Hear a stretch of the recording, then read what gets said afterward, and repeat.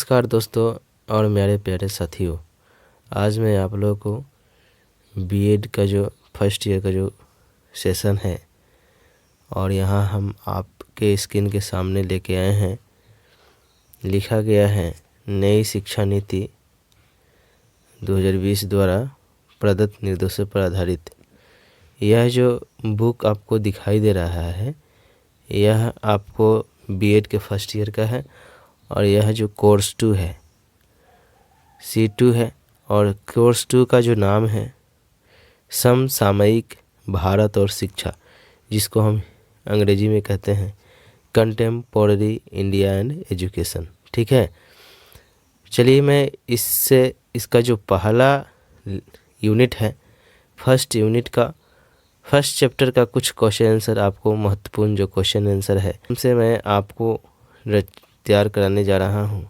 चलिए मैं आप लोगों को कुछ कंटेंट दिखाने जा रहा हूँ। जैसे कि आप स्क्रीन पर देख रहे हैं, दिखाया जा रहा है समसामयिक भारत और शिक्षा कंटेम्पोररी इंडिया एंड एजुकेशन। ठीक है, जस्ट हम इसके आगे पन्ने को उल्टेंगे तो कुछ इस तरह से आपको पेज नज़र आएंगे और यहाँ सिलेबस दिया है। सिलेबस में आप देख सकते हैं कि आपको फर्स्ट यूनिट में पढ़ना है कंसेप्ट यानी meaning and definition of education. ठीक है, तो हम मीनिंग एंड डेफिनेशन एजुकेशन यानी understanding of the concept and AIIMS of education, इसके विषय में हम जानकारी हासिल करेंगे और इसका जो VVI क्वेश्चन आंसर है उसके बारे में हम शुरू करेंगे।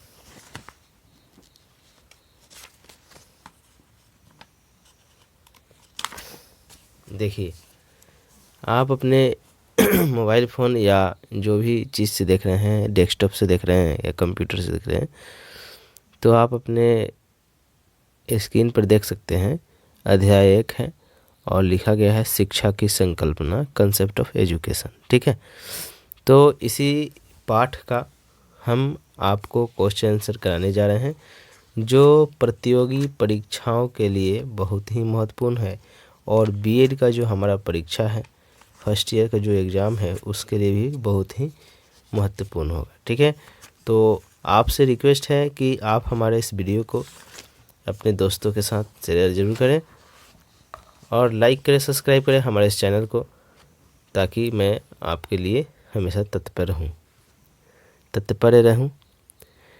प्रश्न दिया है, दीर्घ उत्तरीय प्रश्न है यानी लॉन्ग टाइम क्वेश्चन आंसर है। पहला है शिक्षा की संकल्पना को स्पष्ट कीजिए तथा शिक्षा का क्या महत्व है विवेचना कीजिए। क्वेश्चन दूसरा आ जाता है शिक्षा का क्या अर्थ है परिभाषा द्वारा स्पष्ट कीजिए। तीसरा क्वेश्चन है शिक्षा की प्रक्रिया का विवेचना कीजिए। इधर आप छोट क्वेश्चन देख रहे हैं, छोटा लघु उत्तरीय प्रश्न है कि शिक्षा की व्यापक अवधारणा को स्पष्ट कीजिए, शिक्षा की संकुचित अवधारणा को स्पष्ट कीजिए और शिक्षा का व्यापक अर्थ बताइए। यानी आपको यह क्वेश्चन जो भी है यह VVI है, बहुत ही महत्वपूर्ण है, आपके परीक्षा से संबंधित है। तो चलिए मैं इसका क्वेश्चन आंसर कराता हूँ आपको।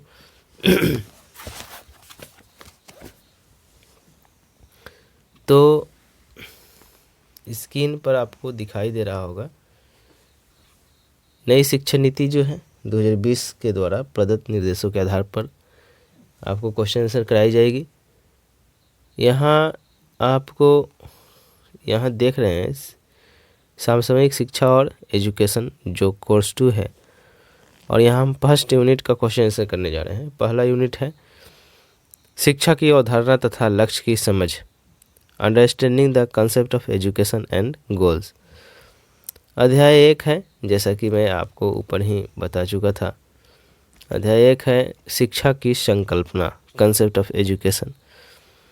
पहला क्वेश्चन आता है C2 का पहला क्वेश्चन आता है शिक्षा की संकल्पना को स्पष्ट कीजिए तथा शिक्षा का क्या महत्व है, विवेचना कीजिए। यह जो क्वेश्चन है आपको बहुत ही वेरी इम्पोर्टेंट है, ठीक है, एग्जामिनेशन पॉइंट ऑफ व्यू से। तो हम क्या कह सकते हैं? हम कह सकते हैं कि हम जानते हैं कि शिक्षा का जीवन के प्रत्येक पक्ष से प्रत्यक्ष या परोक्ष दोनों ही रूपों में गहन संबंध है। एक व्यक्ति के सभी पक्ष शिक्षा से जुड़े हैं, वे इससे प्रभावित भी होते हैं और इसे प्रभावित भी करते हैं। समाज के अलग अलग वर्ग शिक्षा के बारे में अपनी अलग अलग धारणाएं रखते हैं। जैसे शिक्षा मनुष्य के विकास का मूल साधन है। इसी शिक्षा के द्वारा मानव अपनी जन्मजात शक्तियों का विकास, अपने ज्ञान एवं कौशल में वृद्धि तथा व्यवहार में सभ्य और सुसंस्कृत एवं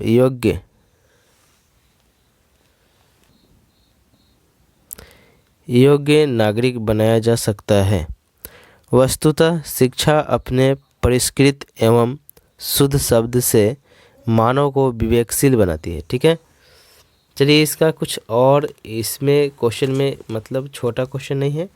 आप तो क्वेश्चन मैं शुरू में ही आपको दिखाया है कि लॉन्ग टाइप क्वेश्चन है, तो थोड़ा इसका जो आंसर होगा थोड़ा लंबा होगा, इसलिए वीडियो को स्किप मत कीजिए, आप वीडियो को ध्यान से देखें। वीडियो को स्किप मत कीजिए, वीडियो को ध्यान से देखिए, आप ही को फायदा होगी। मानव जीवन एवं मानव विकास में शिक्षा का कितना महत्व है, इस संदर्भ में सुप्रसिद्ध शिक्षा शास्त्री जॉन लॉक का यह कथन सत्य प्रतीत होता है। Plants are developed by cultivation and men by education. अर्थात कहने का मतलब है, जिस प्रकार पौधों का विकास खेती की अच्छी जुताई से होता है, ठीक उसी प्रकार मानव का विकास शिक्षा द्वारा ही होता है, ठीक है। और आप आगे देख रहे हैं, शिक्षा सुनियोजित, सुव्यवस्थित तथा क्रमबद्ध रूप में चले, इसके लिए शिक्षा शास्त्रियों और दार्शनिकों, मनोवैज्ञानिकों तथा समाज शास्त्रियों द्वारा निरंतर प्रयास किया जा रहा है। इसमें आता है आपका शिक्षा का महत्व, इम्पोर्टेंस ऑफ एजुकेशन। प्रत्येक प्राणी एक असहाय शिशु के रूप में इस संसार में प्रवेश करता है।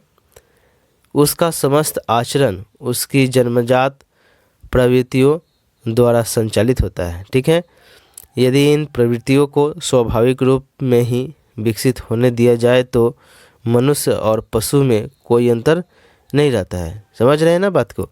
मानव जाति आज जिस सभ्यता एवं संस्कृति के शिखर पर पहुंच गई है, वह उसकी मूल प्रवृत्तियों के प्रवर्तन के कारण ही का ही परिणाम है। समझ रहे हैं ना? परंतु मूल प्रवृत्तियों को सुसंस्कृत, सभ्य तथा सामाजिक प्राणी बनाने में शिक्षा का महत्वपूर्ण योग है, ठीक है। इसका आंसर कुछ और आगे है। मनुष्यों के विकास शिक्षा द्वारा ही संभव है। हम अपने इस कथन की पुष्टि लॉक, जो एक शिक्षा शास्त्री है, उनके अनुसार इन शब्दों से कर सकते हैं कि पौधे का विकास कृषि के द्वारा, मनुष्यों का विकास शिक्षा के द्वारा होता है, ठीक है।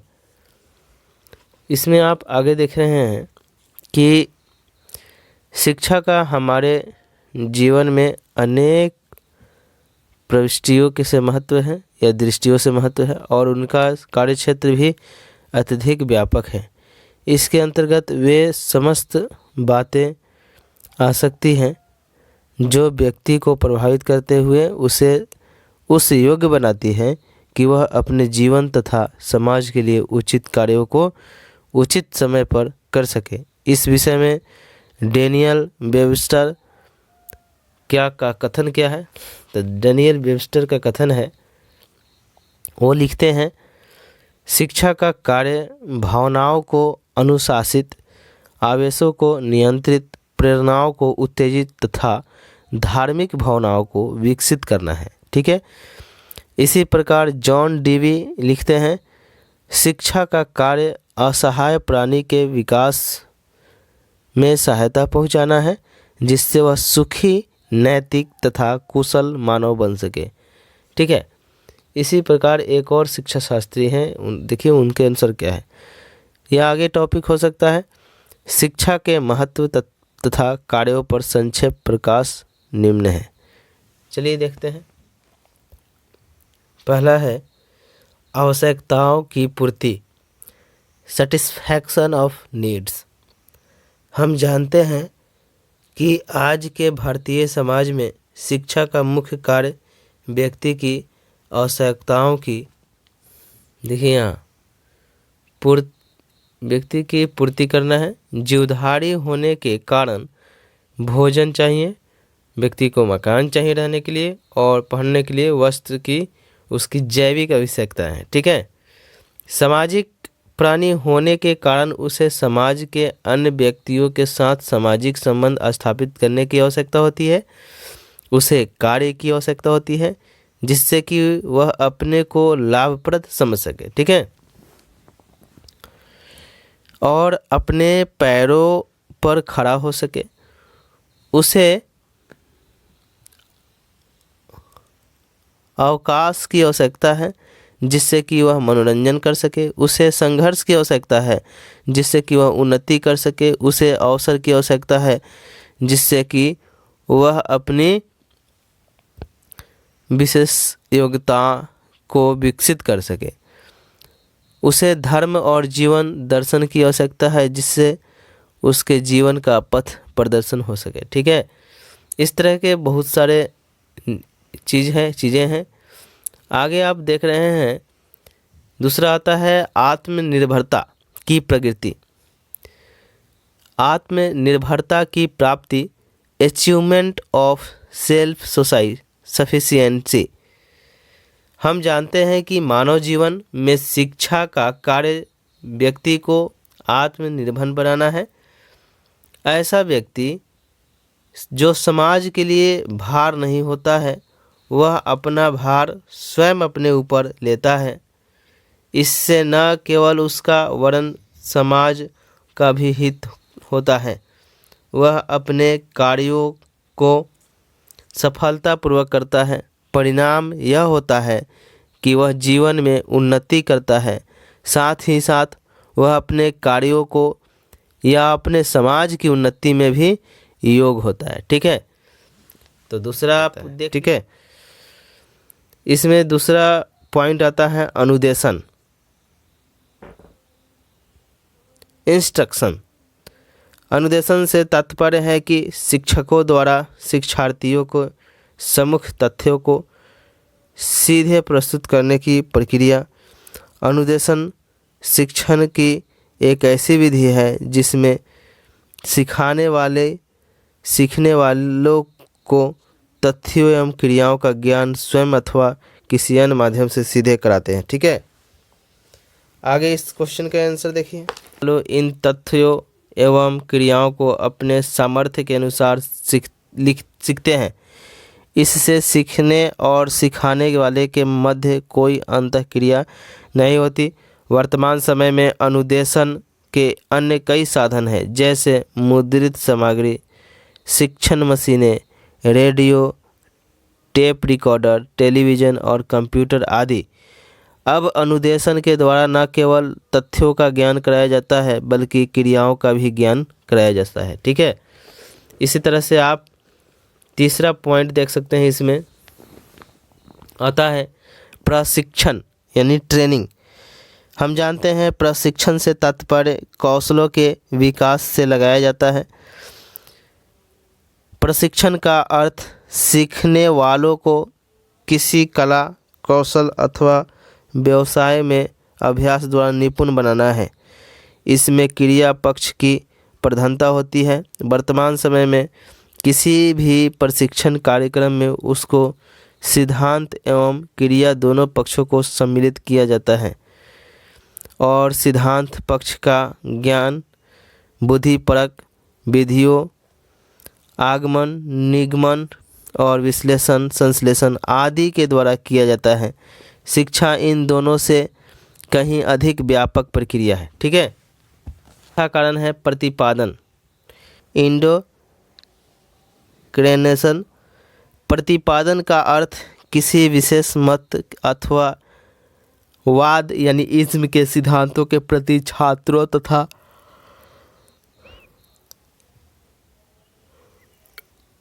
व्यक्तियों में अटूट आस्था का निर्माण करना है। प्रतिपादन का अर्थ एक प्रकार से अंधविश्वास उत्पन्न करता है। इसमें तर्क का कोई स्थान नहीं होता। किसी विशेष वाद अथवा मत के सिवाय किसी अन्य सिद्धांत को मानने का कोई स्थान नहीं होता। ठीक है। उदाहरण के लिए एक साम्यवादी समाज यानी कम्युनिस्ट सोसाइटी में शासक वर्ग अपनी विचारधारा का ही प्रचार करता है। इसके विपरीत जनतंत्र समाज में इस प्रकार का कोई प्रतिबंध नहीं हो रहता और विचारों का स्वतंत्रता रहती है। अब हमारा लॉन्ग टाइप क्वेश्चन आंसर समाप्त हुआ। इस चैप्टर का शॉर्ट टाइप क्वेश्चन आंसर है लघु उत्तरीय प्रश्न।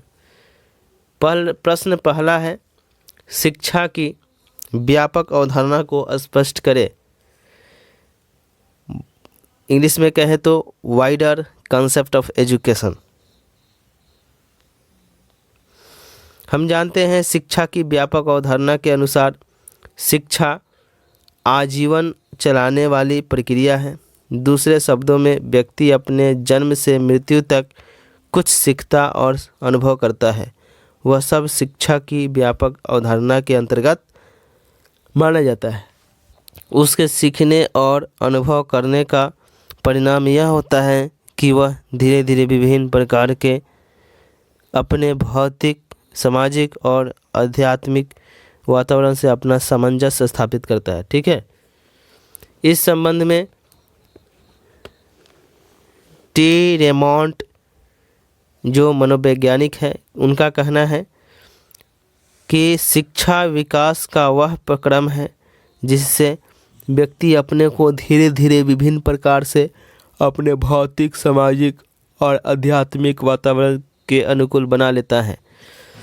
जितना ही वास्तव में शिक्षित करता है, व्यक्ति अपने व्यवसाय पारिवारिक जीवन मित्रता विवाह पितृत्व मनोरंजन यात्रा आदि द्वारा शिक्षित किया जाता है। इनका कथन था। इस प्रकार शिक्षा का क्षेत्र अति विस्तृत है। अतः शिक्षा उस विकास का नाम है जो बचपन से लेकर जीवन के अंतिम क्षण तक चलती है। इसी विकास के कारण व्यक्ति अपनी परिस्थितियों पर विजय प्राप्त करता है, जीवन की विभिन्न अवस्थाओं को सुलझाता है और अपने कर्तव्यों का पालन करता है। इस विकास के बिना उसका जीवन संभव या सफल नहीं होता है। शिक्षा शब्द का व्यापक अर्थ यही है। शिक्षा के व्यापक अर्थ को और अधिक स्पष्ट करने के लिए हम कुछ विद्वानों के विचारों को नीचे प्रस्तुत कर रहे हैं। जैसे एक महान मनोवैज्ञानिक हैं लॉज, उनके अनुसार कथन है, बच्चा अपने माता पिता को और छात्र अपने शिक्षक को शिक्षित करता है। प्रत्येक बात जो हम कहते हैं सोचते हैं या करते हैं किसी प्रकार भी दूसरे व्यक्तियों द्वारा यही सोची या की बात की जाती है। हम शिक्षित नहीं करते हैं। इस व्यापक अर्थ में जीवन शिक्षा का और शिक्षा जीवन यही है। एक और मनोवैज्ञानिक हैं जेएस मैकेंजी, उनके अनुसार कथन है कि व्यापक अर्थ में शिक्षा एक ऐसी प्रक्रिया है जो आजीवन चलती रहती है और जीवन के प्रायः प्रत्येक अनुभव से उसके भंडार में वृद्धि होती है। इसी तरह से तीसरा एक मनोवैज्ञानिक है, उनका कहना है प्रोफेसर इमविल कहते हैं शिक्षा के व्यापक अर्थ में वे सभी प्रभाव आते हैं जो व्यक्ति को जन्म से लेकर मृत्यु तक प्रभावित करते हैं। ठीक है, अब क्वेश्चन नंबर दूसरा है, शिक्षा की संकुचित अवधारणा को स्पष्ट कीजिए। Narrower of limited concept education. शिक्षा की संकुचित एवं सीमित अवधारणा के अनुसार शिक्षा का अभिप्राय बालक को स्कूल में दी जाने वाली शिक्षा से है। दूसरे शब्दों में बालक को एक निश्चित योजना के अनुसार एक निश्चित समय तक और एक निश्चित विधियों से निश्चित प्रकार का ज्ञान दिया जाता है। उसकी शिक्षा कुछ विशेष प्रभाव और कुछ विशेष विषयों तक ही सीमित रहती है। उसको वही शिक्षा दी जाती है जिससे समाज के वयस्क उसके जीवन के लिए लाभप्रद हो सकते हैं, यह समझते हैं। बालक इस शिक्षा को केवल कुछ ही वर्षों तक प्राप्त कर सकता है। उसको प्राप्त करने का मुख्य स्थान विद्यालय होता है। विद्यालय में एक विशेष प्रकार का व्यक्ति शिक्षा देने का कार्य करता है जिसे शिक्षक कहते हैं। उस पर बालक की शिक्षा का उत्तरदायित्व होता है। बालक विद्यालय में कई रुचि विषयों की शिक्षा प्राप्त कर सकता है। अतः साधारणतः शिक्षा का अर्थ विशेष प्रकार की पुस्तकें पढ़ना या समझना पड़ता है। शिक्षा शब्द का संकुचित अर्थ यही है। शिक्षा के संकुचित अर्थ को और अधिक स्पष्ट करने के लिए हम कुछ विद्वानों के विचारों को अंकित करने जा रहे हैं। जैसे आते हैं मनोविज्ञान टी रेमोंड के अनुसार, इनका कथन है, संकुचित अर्थ में शिक्षा का प्रयोग बोलचाल की भाषा और कानून में किया जाने वाला इस अर्थ में शिक्षा व्यक्ति के आत्म विकास और वातावरण के समान प्रभाव को अपने में कोई स्थान नहीं देती है। इसके विपरीत यह केवल उन विशेष प्रभाव को अपने में स्थान देती है जो समाज के अधिक आयु के व्यक्ति जानबूझकर और नियोजित रूप में अपने से छोटे पर डालते हैं, भले ही ये प्रभाव परिवार, धर्म या राज्य द्वारा डाले जाएं। इनका कथन तो यह था।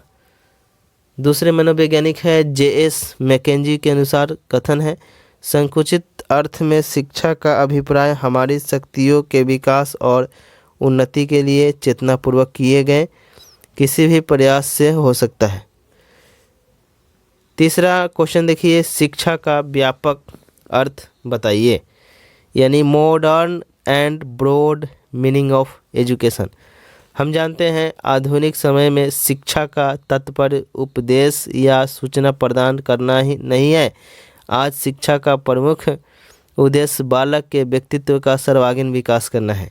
बालक की जन्मजात शक्तियों का विकास के संपर्क में आने से होता है।